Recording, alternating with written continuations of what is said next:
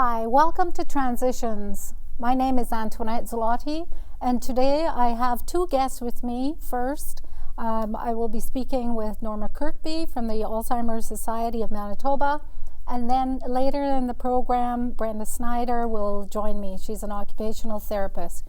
So, Norma, you and I were just talking a little bit about our own situation in the healthcare system and how we have been fortunate enough not to have serious leg injuries, let's say. No broken bones, you're No right. broken bones. But this is not necessarily the case with a lot of people.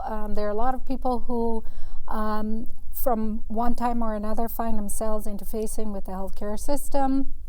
They might have to go to emergency and then they have to come home, and there needs to be some modifications to the home to keep them safe, because the injury might have taken place somewhere else other than in the home. But certainly the home is where we spend a lot of time, and if it's a physical or a cognitive change, there are some changes that we'll have to make. So can you maybe tell me a little bit about some of the changes that people with cognitive deficits have to undergo, say, within their own home or community?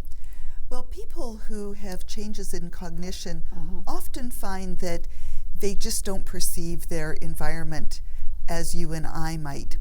It may be that they don't recognize certain aspects of home, so they become tense and frustrated, and at that point may do something that isn't quite as safe as it used to be. It may be also that they don't understand how to use certain appliances that they have used for years and years, but now all of a sudden, because of a cognitive change, are unable. But one of the greatest areas where people with dementia can experience injury or lack of safety is around their mobility.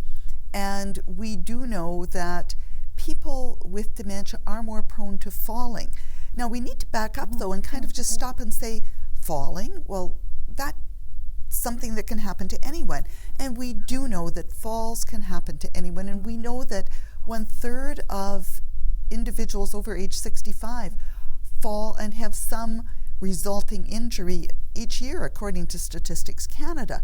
We also know, though, that if a person has Alzheimer's disease or another kind of dementia, they are 4 to 5 times more prone to falls and the outcomes of falls than you or I, who are cognitively well.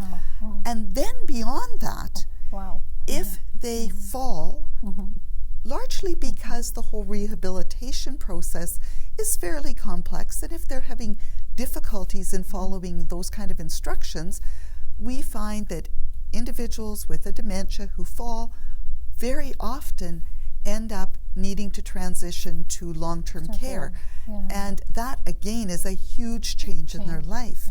So safety is critical for all of us. Safety is all the more critical for people with dementia in every aspect of their life, from using a knife through to their walk across the carpet, their use of the stairs. Then after that, we have to stop and say, where will they be safe? And it may be that they're safe at home with assists. It may be they have to have other care. So we turn to occupational therapists for ways to do some assessments, maybe to help us determine how we can maybe reduce the risk. And what I'm liking to do right about now then is maybe I'll talk to Brenda Snyder, and possibly maybe we can get some tips from her as to how people can keep their homes a little bit safer in the community. So I would suggest that maybe individuals can go to the website and get some information about falls prevention for people with cognitive challenges then. The Alzheimer's Society has a checklist that people can use to think about, how do I fall proof, and other safety aspects as well. the home. Home. Okay. And well, I that think it's sounds really good. important too to remind people Well- that through home care they can request an occupational therapist assessment. Yeah. Well, thank you so much, Norma, for coming in today, and I really appreciate your information, and I would really suggest that individuals follow up with the society and check on the website. And so with that, I will just take a little break now, and then we'll be right back.